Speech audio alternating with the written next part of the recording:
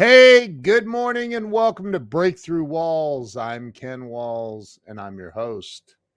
Today I have an NFL guy on. This dude is like a brother to me, Jackson Crisp. And I'm telling you, the way that Jackson and I met is he was kind of mouthing off a little bit to me and I had to whoop. No, I'm kidding. No, that's not how we met. And then I woke up in a coma. Anyway, hey, you guys, listen, you're going to love this dude. He's freaking amazing. His energy is off the charts, and you're just going to love this guy. So share this out right now. If you would, please share this out and stay with us. We'll be right back with Mr. Jackson Crisp.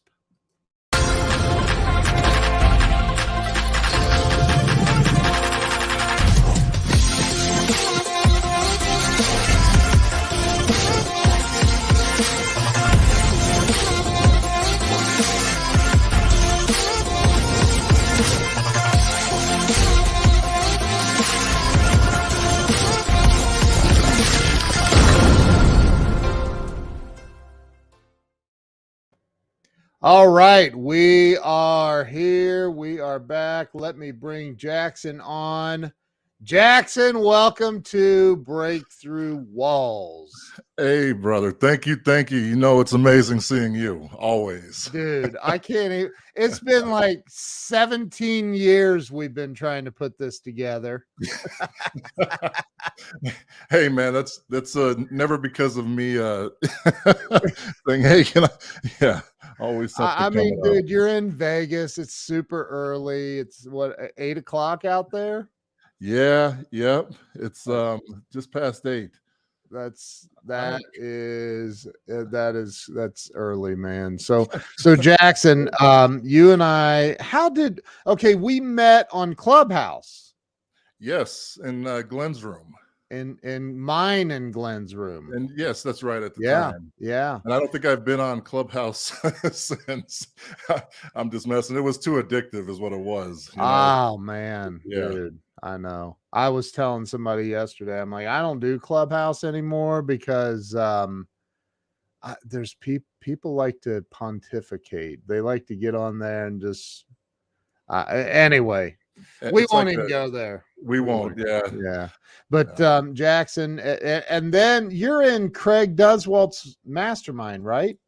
Yeah. No, I've known Craig for several years. He was one of the first guys I actually met when I sort of broke out in terms of doing speaking full time and some of the business coaching stuff full time. So Craig, he's a mutual friend, a great dude.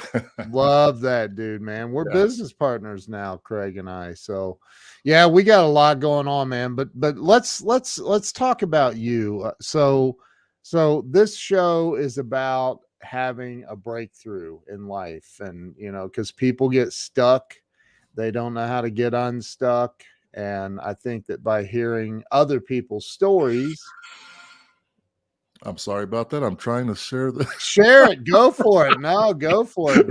Right. Me and tech. All right. We have technical difficulties. It's all good. So, this is about your life story. So I'd love to start with, first, let's talk about how tall you are, man. Like you look real little on screen here right now, but in real life, you're like 7 foot tall or something. How tall are you? Well, let's see. I'm 6'8", and we'll just say around 420-ish. Jeez! Wow! We're trying to get that weight closer to 320-ish. I'm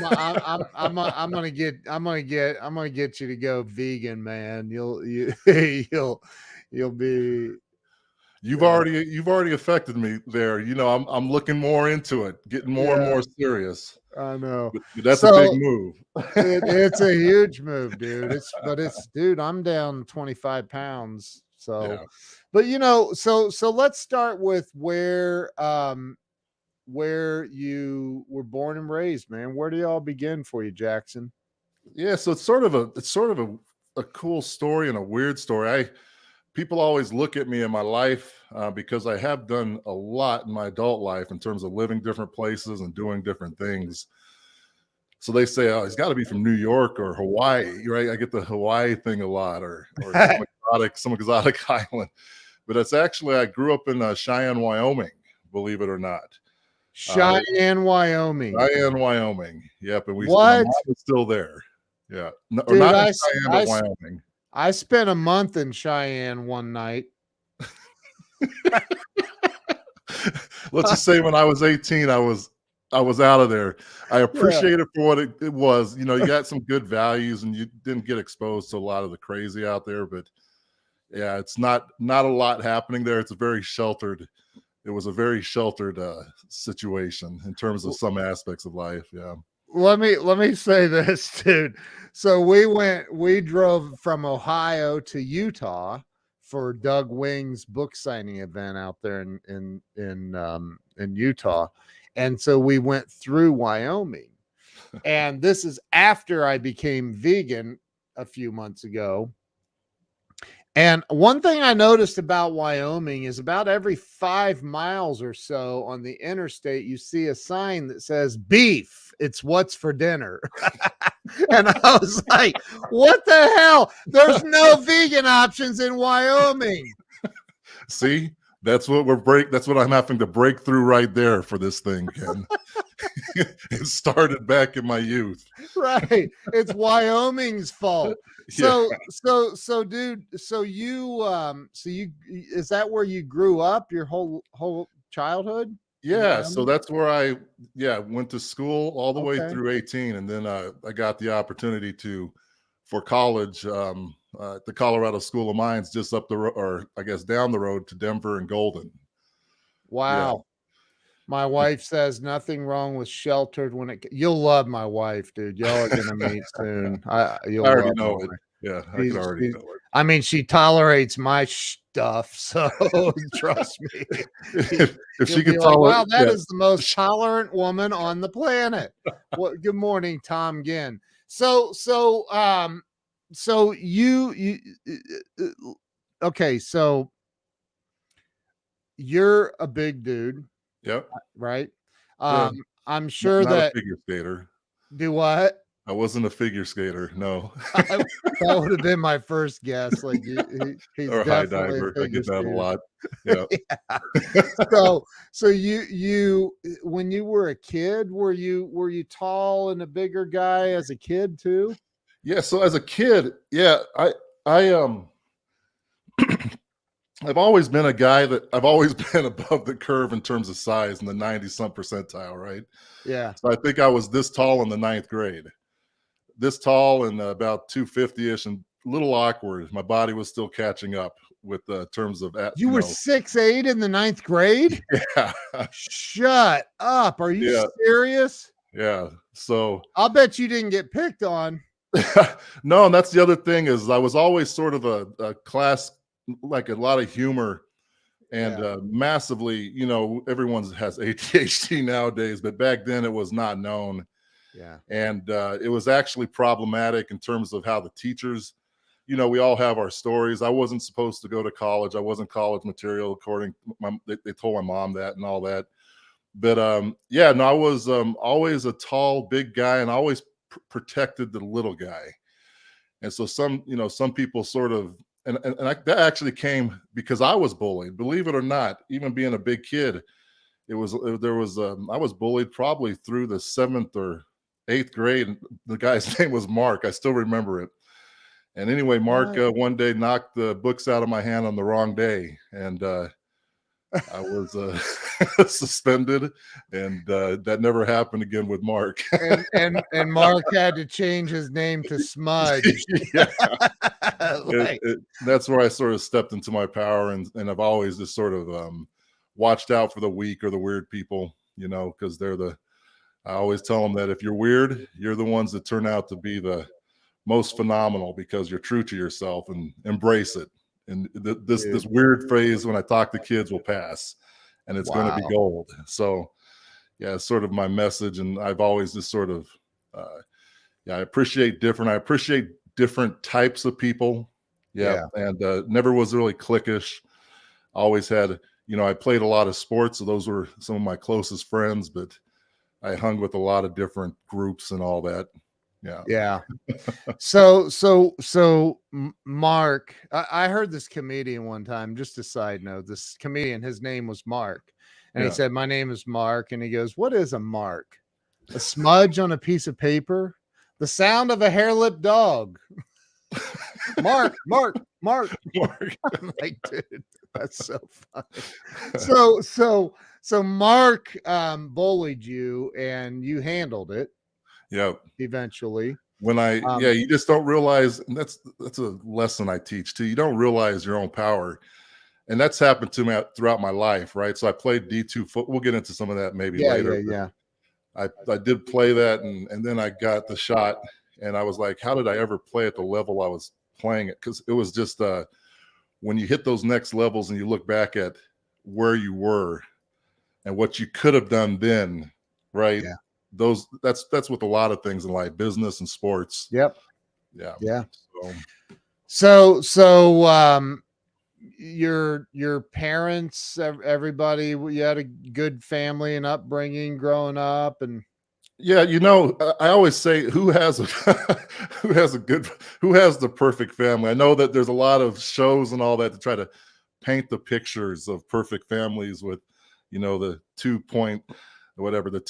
parents and the 2.2 kids and the dog and blah blah. But my story's a little different. I'm biracial, and so you can imagine back in that day the challenges just with my mom being in a relationship like that and some of the things with that. One thing just from me being born and sort of who the kid I was, that you changed there were a lot of maybe negative negative stuff around race. I don't want to say racism, but just unknown stuff that just being exposed changed a lot of attitudes, right? So my mom and dad were never married, and my dad I would see once or twice a year. Didn't really like the guy as a kid. He's pretty rough guy. But then 18, I had a shift where I saw him as an adult, not a dad. He was sort of an absent dad. Yeah. And I learned more about why he is who he was as a big black man growing up in the South and the challenges he faced that I didn't necessarily know as a kid, right? Yeah. And he said he was truly apologetic from his heart in terms of some of the stuff that how he was as a dad. And he said he doesn't know better. And we had a coming to Jesus or whatever moment at that time, and a good cry. Yeah. And I would say from my 17th and 18th birthday, we became best friends. And truly my dad, and he unfortunately passed away a couple of years ago, but at least we, became very close and all that. And definitely one of my legends. Yeah. I remember that. I remember, like, you talked about that on Clubhouse. It was a week after that. Yeah. And I was in a really weird, and I remember Glenn walked me, you guys, we both walked me through that a little, I wasn't really talking at that point, but I got some stuff out, and it was just really good to talk at that time. It was awesome, dude. So your dad, was he a big dude too? He was a big tough, he was a badass. Was he? A badass with a big heart. And so I always say that he loved everybody. Didn't matter, sort of like whatever you were and all that. If you were a good person, he was good to you. He had a big heart, a big laugh. Awesome. His jokes were always very real, but funny. You know what I'm saying? I think he was 6'4", and he'll say he was always 265, but I think he hit the 3 bills a few times. So you were bigger than your dad even. Oh yeah. Wow, dude, that's crazy. So you get through high school, you graduate, and you end up going to college in Colorado, right? Yep. And what college was it again? So that story's a little, I'll come into this a little bit. So I told you about how I wasn't supposed to go to college. And then my high school year, I started zeroing in on how I learned the best, because they didn't have you know, like again, ADHD wasn't diagnosed, so you just were sort of on your own. And a lot of the comprehension tests were, even for math and science, were very reading intensive. And so you were on these time tests with reading comprehensive standardized tests. And reading was very hard for me. I could do it, but it was just very It's a very a lot of people might understand, but it just takes a lot of time to get through it. Yeah. And so I didn't do very well on the standardized tests, but I had a good GPA in high school. I started turning that around because I started learning how to teach myself to learn, basically. And so my coach at the Colorado School of Mines was a school I went to in Golden. And I like to brag about them because, you know, we compete with Harvard in engineering. So it's an elite engineering school. We beat Harvard in 2014, I think, in terms of a top engineering school. So it gives you sort of a feel for the school and the academics there. The coach really wanted me to come there, and I really wanted to go there. Football was not something I was just wanting to use football to get my education. But wait, did you play sports in high school? Yes, I was a 3-sport guy. Yep, basketball, track, and football. Really? Yeah. Wow. Yeah. And What'd that's you where do in track? The 40-yard dash? Yeah, the high jump and the pole vault. No, I was the shot putter discus thrower, man. Oh my God. That is so funny, man. So the coach got talked with the academic folks there, and they did not want to let me come. They didn't want to break the standard for Mines to let this potential football player in that didn't do good on the standardized test. But the coach had a lot of pull, and Marv K, one of my true mentors in life, got me the opportunity to go there under academic probation for the first year. And so I was being watched very closely. I got a full athletic scholarship, but was on academic probation coming into the school. What I always like to say is, so I went through that first year and got, I think I got a 3.8 GPA. Wow. Right?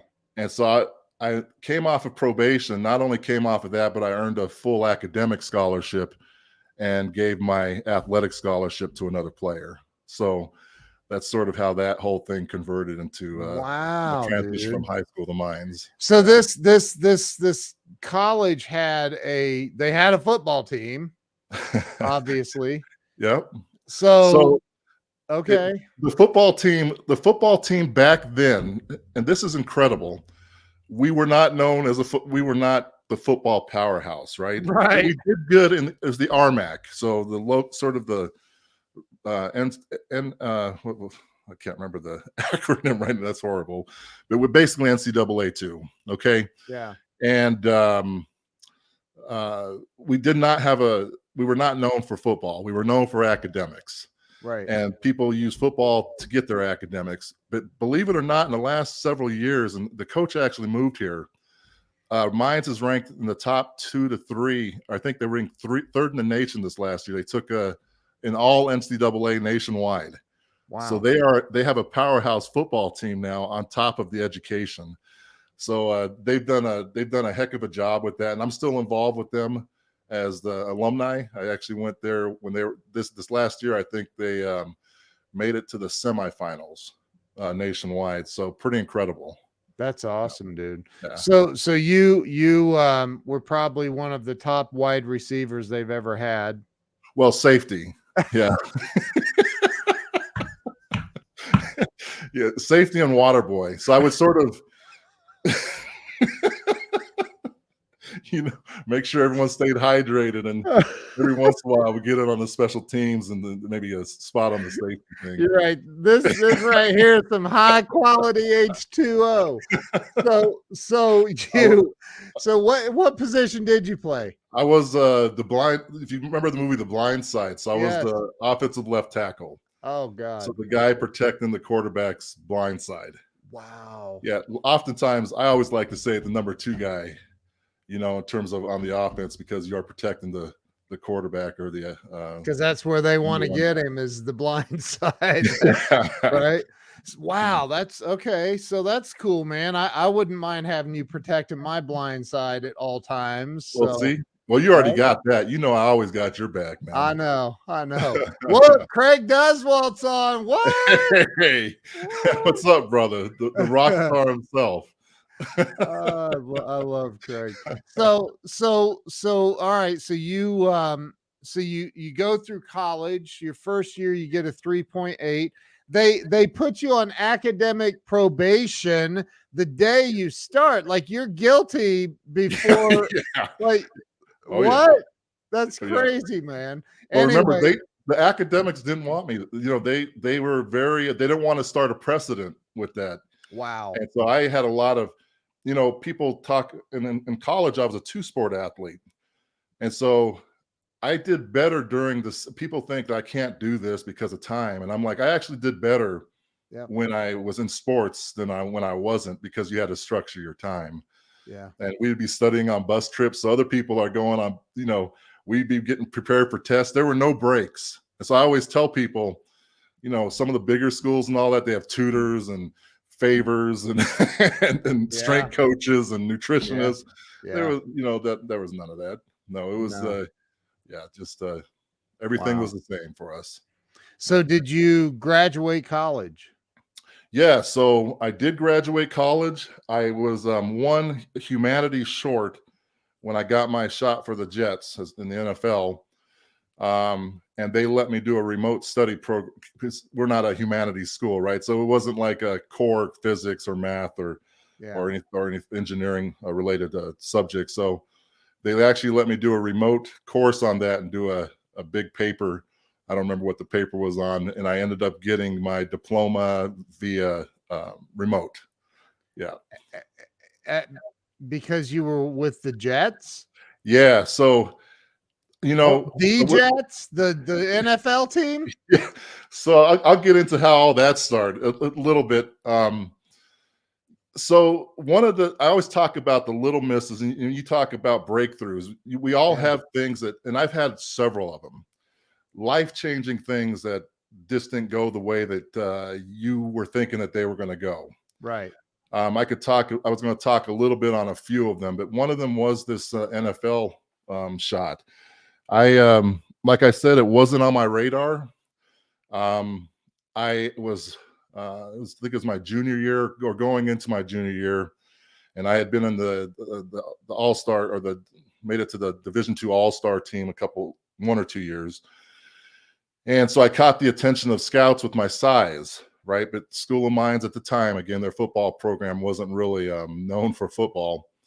And so I was invited to start training with CSU or CU and Doc Crease and some of those guys over there, Cordell Stewart, Westbrook. Some of these guys are really old. You know, unless you were back in the 90s, you're not going to know their name. But and I was there. Yeah. And so I would go train with them, and I also was working with some Broncos. It was Gary Zimmerman was a all-pro tackle, and that's when Elway was there and all that. And so they were sort of taking me under their wing and I was starting to get a lot of press. And anyway, I went into the regional combine there, and I just blew it away. At 315, I think I ran a 4.89 40. I did a 225 press for 42 times. A lot of people aren't going to know what those numbers are, but very, very high numbers that put me instantly on the draft boards. And so I go from sort of obscurity to all of a sudden a lot of write-ups in the paper, anticipation for the draft, anticipated 3rd, 4th round pick, and all this stuff started getting real crazy all of a sudden. And so that started happening my junior year. And to go back, the coach always regretted this too, and I did too, because this actually added to one of the misses. I did not redshirt, right? So I played all 4 years, and a lot of people redshirt their freshman year, so they end up getting that other year. Look at Craig. That means you can lift me 42 times. You are not 225, Craig. Or maybe you are. We got to talk. I love it. Oh, no shaming, no shaming. Craig just got called out. Have another cheeseburger, Craig. He's like, oh my God, I'm being roasted all of a sudden. Oh, that's funny. But yeah, so all that just came to fruition, and I'll fast forward to then I go from mines to sitting in the mess hall. I call it on the Legends team with the Jets, because all these guys I had watched me growing up in high school were at the end of their careers. So on that Jets team, there was Ronnie Lott, Boomer Esiason, Art Monk, James Thornton from the Bears. Our coach was Pete Carroll. I mean, it was a completely crazy nostalgic thing, because I got to do some scrimmaging against William Perry when he was with Philadelphia, and Greg Romanowski, and Greg Townsend. So all these these Hall of Famers and Pro Bowlers towards the end of their career. So the opportunity that I did get was pretty cool. That's amazing, dude. Yeah. Wow. So did you went in through the draft? Is that right? Yeah. So that was a crazy day, man. I like I said, there was a lot of hype, and I was on I forgot the name of the people that project where you're going to go on the draft, but I was a third or fourth, or maybe even second, let's say 2 to 4 round projected pick. And the little miss that happened that year is no linemen. There were no tackles that went. Typically, because tackles get hurt a lot, they are flying off the shelf during the draft. Linemen are going quick. And that particular year, if I would have redshirted, right, the year before, the year after, it would have been a completely different story, bigger money. And when you go in, the thing about the NFL is when you go in a higher round, they invested money in you, so you get sort of guaranteed opportunities to shine for a certain amount of time.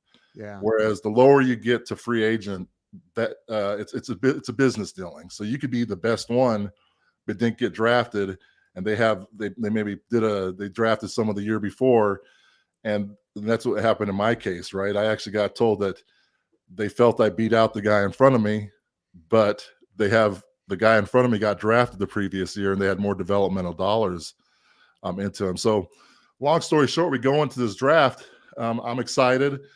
Again, not expecting. I'm just we're at the football house at Mines. I was at a fraternity there, and the draft's going, and no tackles are going, right? And we're just like, and it's the second round, and the third round, no linemen. And so the third round passes, and still no linemen. And then the linemen start getting picked up in the fourth. A couple did or something. And the draft keeps going. It's when they had 7 rounds, and nothing was happening. And I always like to talk about this because the movies are true. In the 5th round or the 4th round, the Pittsburgh Steelers offensive line coach called me because I knew a lot of the players on the Steelers from CU. Yeah. And so they sort of had a personal relationship with me. And he said, "We're going to pick you up in the 5th or 6th round, son." And I was like, "All right." Okay, at least it's something. I'll get a shot. I know the guys there. I'll go into a place where I know people. And I mean, I'm a diehard Steelers fan, so that's a good choice. So yeah, it would have been. They needed me there, right? They actually needed backup tackle there. Yeah. But they went the 5th and 6th round passed and nothing, and then they did pick me up. They went with someone else on the board, right? So they told me they were going to do it, and they went with someone else on the board. And then the 7th round passed. So it went from this hype to, and this is a lot of players' experience. Wow. Because right now I'm on the alumni here. I'm the vice president in Vegas for the NFL alumni. So I talk with the players a lot about their experiences. And the draft day is just a crazy day. People don't realize it, but it went from this hype to crickets. And I was like, whoa. Wow. And so the agent called me right after draft, and he said, "Don't worry about it. We'll pick up tomorrow." And I guess the Jets called after that, and they worked up a free agent contract, and a little bit of money, not big money, and that all happened. So, wow. So you did not get drafted? No. It was holy moly. So big money. That's a big shift, right? Yeah. And Yeah, and the little things with that opportunity kept happening, right? Like the little misses, and then ultimately an injury that stopped the career before it started. So I always say, I played in the NFL, but I didn't get traction. I was an inactive free agent.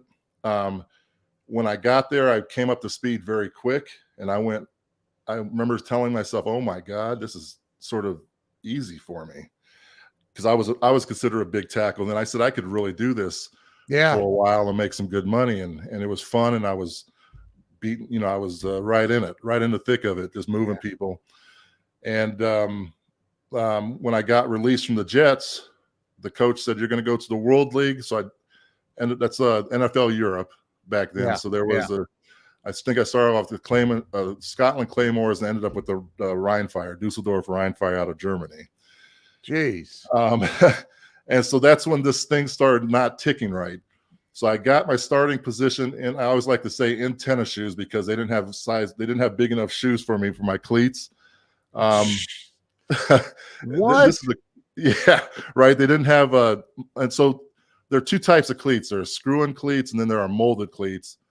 And linemen typically never wear the screw-in cleats. They're called knee busters, right? And I just refuse to wear them because they just grab so good that when your foot slips, it's just a little tweaky on your knee. So no, I never wore them. And we had ordered my Sharks to come in because I had been practicing in field turf shoes with no cleats. And the coach said, "We're going into this scrimmage." He said, "Do you mind just putting on these screw-in cleats that we have?" Because my shoes didn't make it there, my Sharks, the molded cleats. And I reluctantly, right, I was saying no the whole time, but it was a scrimmage coming up. And I reluctantly said yes. And the first play of down, my cleat stuck and my back foot slipped, and I blew the MCL 100%.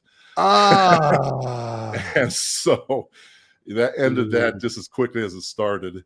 And so I did a little European tour in a knee brace for a few weeks, and then went back and rehabbed. Let me ask you. So in the NFL, when you were with the Jets, were you like there during games? I mean, were you playing with the Jets? Did you? Yeah. So how it works is you get drafted, and then there's a spring camp. Right. Okay. And so I'm a free agent. I did get some money. So it wasn't just there was some vested interest in me, and obviously from the draft position down. And but you still had to win your spot. It's very competitive. But they have minimum salaries, right? Like 300 a year or whatever it is. It was 250 at the time. Okay. Very little. Now it's a lot different. I think it's a lot different. So is it? Yeah. Yeah. On all salaries. I think a left tackle it was incredible, and it should have happened. Just got $100 million contract. Which was what? Yeah. Wow. So I was like, yes, they're finally getting paid. But back then it was minimum of 250 or whatever, right? Yeah, lot smaller money. Yeah. And so you basically that's not bad for a kid coming up in Wyoming. I mean, no. And it's weekly, right? So you're getting the weekly checks. Yeah. So you go into a spring camp, and you're competing all the time. Yeah. I have a crazy story on breaking my hand in spring camp before, like 2 weeks before, where I didn't report it because I didn't want to be deemed a problem. So I just kept re-breaking the hand and made it through the end of camp. Anyway, we won't get into it. It's a crazy story. But I did end up making the squad for fall camp. So that's where the preseason happens. And then what happens is you're doing a bunch of scrimmages. They're not the pregame scrimmage or the pregame scrimmages, but they're just inter squad scrimmages. Like we played Philadelphia. We scrimmaged Philadelphia and Buffalo and some other teams local. Yeah. And then you go into the preseason games, and that's when they start cutting down to the final roster. Right. So I made it to the last cut.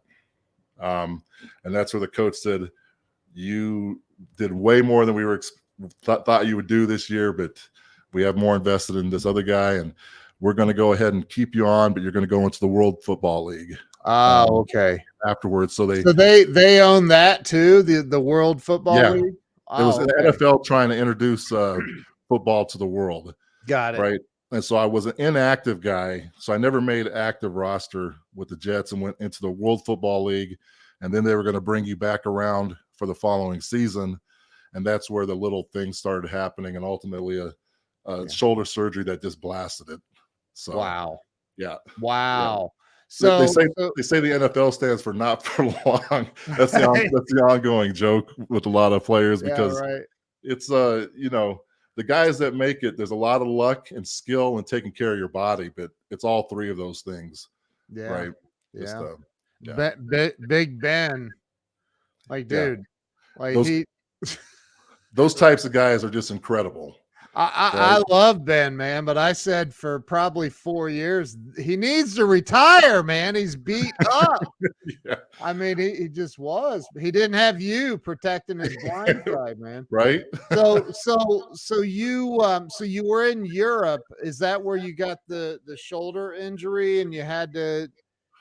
So that's a weird story. When I was in the ninth grade, I was wrestling and I had it was a very severe injury on my shoulder where I actually I went to toss someone and I fell off balance, put my hand back, and it broke my shoulder right through the head of the humerus. So right through your growth plate where the ball's at, and the ball rotated, right? And so nowadays they would have rotated it back and pinned it, but at the time they didn't want to get into that joint. And so they left it where it was at and let it heal like that. So the anatomy of my shoulder was always not correct. Wow. And so all this lifting and heavy workout stuff I was doing in football was just sort of grinding it away. But I still had functional strength, right? And so when I did this, when I had this knee injury and I was rehabbing with that, I went to a doctor because I was starting to lose some stability, and I'm a left tackle. And I was like, I want to be 100% going into the season. Yeah. Like, the next shot, it's in. And so I went to this guy who was recommended, and he said, I can get you to 100%, or whenever someone says 100% or close to 100% run away. Right. Yeah. I should have. He said, I'll just go in. I won't remove any bone. I'll just remove some whatever, just do a light scope. And it was supposed to be a 45-minute surgery. It ended up being a couple hour surgery, right? And he ended up removing these big bone spurs in there. He wasn't supposed to touch any of that. And when he came out and I talked to him, he said, you're never going to play again. And I said, what?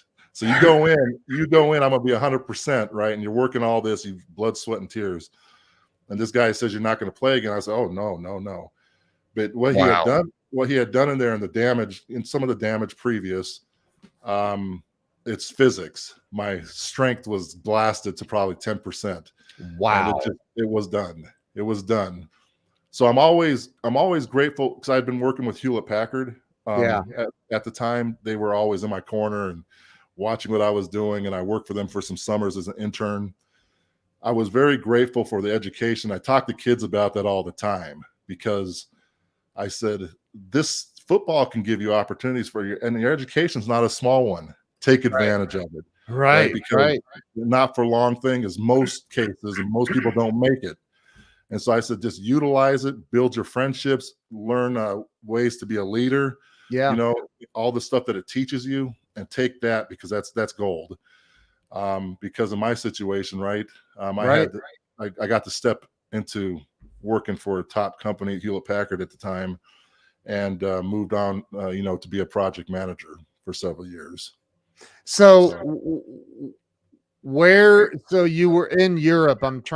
So the day that you realized I'm no longer playing football, where were you in the world?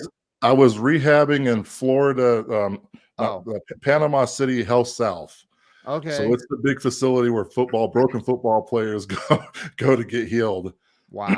At the time. And I met a lot of other players from all over the league. Yeah. Sort of all of us getting our injuries taken care of there. Yeah. Wow. Yes, that was definitely a deflator. And I never realized how much something like that rocks you a little bit. And even to this day, I mean, football is one of those things that just never leaves your blood. Sure. Every season, when you think back to the broken bones and the 3 days and all that, like realistic, you go, okay, no, I'm good. I'm good now. Right. But yeah, it's just I don't regret any of the injuries and all that and the experience, Sure. and the brotherhood and all that. You just don't get to get to experience stuff like that. So even now in this role that I got, I wasn't expecting that. I was an inactive free agent and all, and these guys just really liked, this work that I'm doing and all that, and the business mind, and voted me in. Awesome, dude. Yeah. So you permanently are out of the NFL. You realize you're what's that? Yeah, before it really got traction. And that was the thing. If it, that's always been a little haunting. And I don't want to get into the negatives. This is just the truth with everything. Yeah, sure. If it would have been hard, like it was tough, right? But it was very doable, and I could see myself doing very well. Now, if I went there and just got destroyed, right, and you left, that's a different way. But to be there when you're getting momentum, that was always I always call it a bittersweet experience. Yeah. My mom was always she told me later, I was always sort of happy you didn't. She said with the brain injuries and the body injuries and stuff, and I sort of get that. Yeah. Some of those guys are beat up, man, at the end of their short careers. I mean, what's a lineman going to make it on average? 4 or 5 years, maybe? Closer to 2 years. Is it 2? Yeah. Oh my gosh. Wow. Yeah. 2 years. Yeah. Yeah. It's and you're excited about that? Like what? And then you have go ahead. Everybody thinks they're going to be different, though, right? Everybody, it's going to be different for me. Well, you have the guys that are I'm not going to say unicorns again, because it's a lot of hard work, taking care of your body and luck. Yeah. Right. With injuries. Yeah. Like Jackie Slater was one of I went by the name Jackie, my childhood name. Yeah. And Jackie Slater is a Hall of Famer. It was an All-Pro. I believe he's a Hall of Famer, but he played 20 some years as an offensive tackle.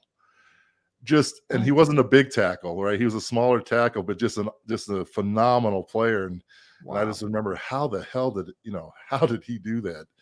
But, no kidding, man. So the day that you realized that, okay, I'm done. I'm not going to be in the NFL now. What was that moment like for you? Because that's kind of what this show's about. Like, cause you talk about being stuck. I can see where you would be like mentally, like, yeah, because one question I had is, did you as a kid or in college, did you have these hopes and aspirations that one day I'm going to be in the NFL and I'm going to, no. Well, it's funny. As a real young kid, I said I wanted to be an NFL player and an engineer. When I was 4 or 5, right? Yeah. And so it's crazy how it happened. But football and the NFL, as I got older, the NFL was not a dream of mine. I was wanting to get a scholarship to pay for engineering and go to a great engineering school. I thought, looking back on it, I like creative stuff a lot more. I've dabbled in acting, and some things like that, and marketing, and I'm very good at it, and I love it. And so I always wonder sometimes, but yeah, football was the vehicle to get me to some good schooling. And then when that all started picking up naturally and organically, I just rode the wave and got more excited and made the best of the opportunity. And so when that thing happened with me, like I said, it was there was a depression that I'm sure happened at the time. I was pretty deflated. Yeah. After doing all that and getting momentum and people saying, "Oh, you're going to do all this stuff," and coaches lining, because you had to be voted into the World League by a bunch of offensive line coaches and all that. So there was a bunch of interest in me. Wow. And I think that Hewlett Packard's support at the time in me helped with that transition, because I went right to something else that I could do that in, right? Like I could move right into, and it was a pretty cool role there. Yeah, so that is sort of how I dealt with it. And then, the lessons you learn from it, and I coach on this a lot. Just next level work. I mean, we all get stuck in our stuff, right? Yep. But if you know how to get unstuck, right, when you do falter, you can get unstuck quickly again. So Yeah. you want to get better at doing it, and then hopefully stay consistent. Yep. Right. Yep. And Yep. I just call it, whenever I get ready to hit it something, I say, I'm okay, it's time to NFL. That's what, in my mind, it's time to NFL. And it's just it's a mindset, Yeah. Right. So anything I do with that, and it's funny when speaking and all that and doing this with you, and when I get to talk to kids or do camps or talk to audiences, events, corporations, I get the same juice, right? It's the only thing that's come close to without my body taking the abuse. Right. So Right. I get pretty excited about moving more into this, and yeah, as a speaker that's doing stuff. So I've heard, I've heard stories because I have other friends are played in the NFL and college, and I've heard that when you go from college to playing in the NFL, the difference in just the way they hit is night and day. Like like yeah, it's completely different, right? well, welcome to the NFL. So yeah, so I was just, but when I went there, I was spunky. I was nervous as shit and a little low, Yeah. confidence was wavering because this is a new environment. Right. But when someone hits me in the face, I've always been one to hit back, and the Wow. coaches loved that I would, even if the vets would give me their best shot, I would come back at them. It's a lot of fights and all that. So I was just sort of very docile, but between the whistles, I saw red. I was just a different person. Anyway, I was going against there was some one-on-one drills, and this was my welcome to the NFL moment. Marvin Washington was the tackle, and he brought on a full on. This guy's got arms as big as his legs, right? And Yeah.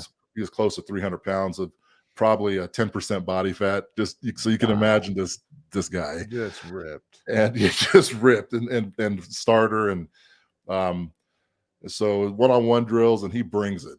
He brings a full-on bull rush, and I stuffed the bull rush and washed him out, and then walked back to the huddle like, okay, like this is little. I sprained both knees, both ankles, got ice, and oh yeah, and this is the first part of camp, right? And so I'm just icing every night.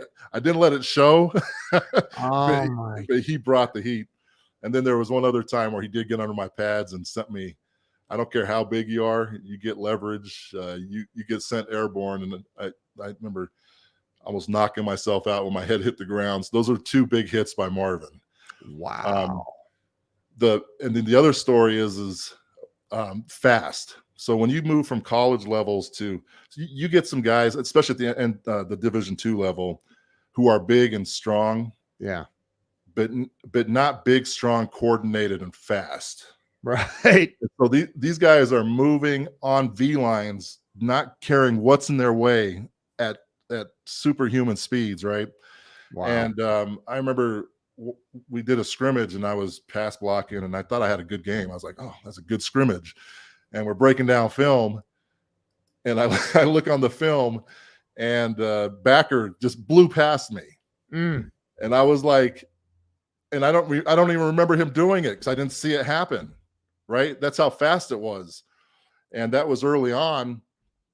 And then, so the speed is just off the hook, and something that I had to get used to. And they would actually teach you, and I teach kids this now, is you don't blink, because literally in a blink between the whistle, there's so much that happens in that blink, especially on the line.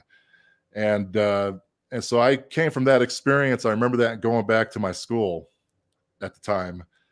And I remember just going, oh my God, I used to play it, because it looked like, I don't mean to be disrespectful, but it looked like Pop Warner, like Yeah. After coming from the NFL back to that, and I was like, why did I just not be a man among like just dominate this thing back Wow. at Mines? And so that's the lesson I always teach is if you get the opportunity, practice with next levels. Yeah. Like I work with you, you're a friend and a mentor, and Yeah. Glenn, the greats, Yeah. Craig. Yeah, you want to work at those next levels. So It's you could, yeah, it's crazy how the human condition works is you don't until you get to those next levels, you don't realize what you're capable of. Like no, it's crazy. Like that's why I love this story and your story, man, is because I watched you from when that first night I met you on Clubhouse when you were talking about your dad yeah, and with Glenn and I and everybody else in the room and where you've come from just that day, and you're yeah, we're always moving up, we're always getting to the next level, man, and that's what I love about your story.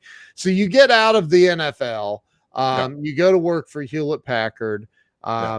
and where did things go? I can't even believe we've been on here 51 minutes already, Right. dude. That's crazy. Where did things go from there? This blew by the way. I feel like we just watched a very fast NFL game.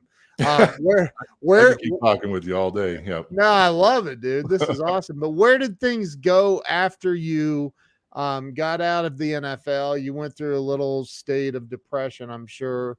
But where did things go for you from there? So yeah, that's where I'm proud of this as well. So I graduated from School of Mines on the dean's list with honors, Wow. from a That's top awesome. tier engineering school. So I brag about the Colorado School of Mines because its reputation lives up to itself. It's incredibly hard. It was Yeah. incredibly, so I'm very proud of the fact that I was able to do the sports and get the NFL shot and then graduate with honors from Mines. And I was given the opportunity to work with Hewlett Packard from manufacturing through R&D and some marketing. And then I realized I wasn't really into engineering, being an engineer specifically, but wanted to be a project manager on Right. bigger projects. And so, because then I could sort of touch all the different parts of it, funding, asking for funding, working, pulling together the engineering groups and the construction groups, environmental, just sort of put all the pieces together to put together these really huge, cool projects. And so I did that for several years as a project manager, and I would do some speaking stuff in there as well. Always a coach. I always like to talk to people and help wherever I can. So Yeah. I did that for 25 plus years as a project manager, working on projects up to over $100 million. And then Wow. I did some stuff for our government, one of our DoD special laboratories out in California. Wow. That was some cool stories out of that. Yeah. So I did that, and then I ended up as a contractor putting in an administration building for Southern California Edison here, and it was California. And I said, you know what? I've always said I want to do the speaking coaching thing full time, and I'm also an inventor. So that's the other thing that sort of keeps my juices flowing. I've been that my whole life, and I actually have some patents and all that. And that's what I'm working on now, actually. So I'm sort of not doing as much stuff as in terms of the speaking and coaching aspect right now, because I received the cool patent that I'm now bringing to market parts of it and trying to figure out how to market the patent. So what is it? I mean, can you talk about a little bit? Like, yeah, I'll stay high level because I don't want to bore your crowd. But it's yeah, I can nerd out big time. I call myself a jock nerd. wow. So it's a QR code method patent. And what's cool about it is I got Hold on. Let's stop right there. Craig says, but you're an amazing speaker. Yeah. And that is my passion. And you know that, Craig. I just the whole focus. Let me remind you, in case you weren't around when Confucius said this. You, Confucius said, A man who chases 2 rabbits catches none. Yeah, that's been the story. You know that whole focus thing, man. Yeah, I do. Yeah. Shiny squirrel. Between me and Craig, we're gonna get you focused, man. So, Yeah. all right, talk about your invention, though. Talk about that. Okay, high level. So it's a method patent that I got back. There was this application I wrote. So I worked on the specifications. And I worked with my attorney for many years, really close with my patent attorney. And I filed it maybe in 2011. So Okay. it was way ahead of its time. And something just kept saying, keep this thing alive. So I would just kick it down the road by what you can do is just file application after application just to keep your string live back to your filing date. And because something was telling me to do it, it's expensive, but I was doing it, and I'm glad I did, because now QR codes and COVID, and there's a lot of stuff that's very applicable in that application. I finally went to receive a patent, and I got my first one, and then we're going to do some divisionals and continuations off that package. So, but I did get my first patent related to that, and so I'm working on a SaaS application right now with a developer that's equity. It's an equity play on that, a partner. And then, so I'm working on that to get a beta up, and I'll send it over to you when it's done. Okay. And then, so that's got me pretty busy. Yeah. And then there's other aspects in terms of licensing. So I don't necessarily, so I'm just starting to explore licensing opportunities and all that, and working with some of my cool, really successful mentors, in this space, the Alex Stearns, and just some of these guys. Love Alex Stern. He's an awesome dude. He's amazing. He pours in. I mean, this guy's a billionaire or whatnot, and he gave me an hour, and he calls me up to coach, help me with something. So for those that don't know who Alec is, he's the co-founder of Constant Contact. Yeah, he's amazing. He's amazing, yeah. And when he called, and then not only we talked for an hour and a half, man, he's just dropping, one-on-one masterclass. So I can't say enough about the guy. But yeah, so that's got me the last few months. That's got me pretty busy, and just sort of putting that whole thing together. And now moving forward, I'm starting to pick back up speaking, because like I said, that's my passion. Yeah. So I want to start doing events. I'm looking at putting together my own event, and I've spoken for some corporations. I want to get back into that full tilt. Start working the network a little bit, and maybe some masterminding. I'm getting together. I've been saying this for 2 years, and there's some folks that are going, okay, but it's finally coming together, and I hope to bring some of the players on, from football, and that have their own businesses now, and so that's some of the stuff. And write that damn book. I know you've written all these books, man, and I just can't. You can do anything you want, but it's one of those procrastination things I've got to get past. Yeah. So, yeah. Well, dude, you are, one of the things I love I was telling my wife last night, I said, you're going to love this guy. His energy. I said, at Craig's event, look, Craig said he's right. So at Craig, the VIP party after the event, I walked up and you were talking to Glenn, I think. And I said, is this guy giving you trouble, Glenn? Because I'll whoop his ass right now. And you just laughed. I told my wife I tried to push you. And you did. I was laughing on the outside, but just scared like a, you don't know how scared I was on the inside. Oh my God. You crack me up, dude. So dude, you're awesome. I have a feeling there's some really, really, really, really amazing things coming for you. And my wife said you've had an incredible journey. Dude, you're one of my favorite humans. So tell everybody, is it's jacksoncrisp.com. Actually, believe it or not, I got a cool domain I'm going to start marketing. It's jackson.coach. Is it out there? It's out there, man. I think I checked it just briefly before we hopped on with all this notice. Jackson.coach. Yeah, see if I don't know. You could test it for me. I'm just going to put It's it a up very on it's a very simple site, but it gets you in contact with me. Let's see. Hold on. Okay, yep, there it is. Yeah, I'm going to talk to you I about am that. impressed with the tech, man. You just did that real time. I was trying to share something, and I was like, I'm in trouble. We're gonna talk about. I've been in web development for 28 years, right? Yeah. So, but anyway, so look, I appreciate the heck out of you, man. I love you. I love your energy. I love everything about you. You've got a lot of great things coming for you, Jackson. You're a good dude. Brother. So Love you too, man. And Jill, can't wait to meet you. I hear amazing things. Yeah, look, Craig. That's Craig. Craig, I'm gonna talk to you know him what's about up. this. Love you too, brother. Yeah, yeah. So Jackson, thank you for coming on today, sharing. I mean, I know it was just a little. There's so much more to you, man. It's amazing, and I'm honored to call you a friend, man. I'm glad that you. I'm glad you were here. Yeah, my wife can't wait to meet you as well. So we were just at Craig's house just over the weekend. We were down there hanging out with him and Natasha and the kids, and amazing people. I was trying to give his son drum lessons. I'm kidding. Holy crap. I saw that. Yeah.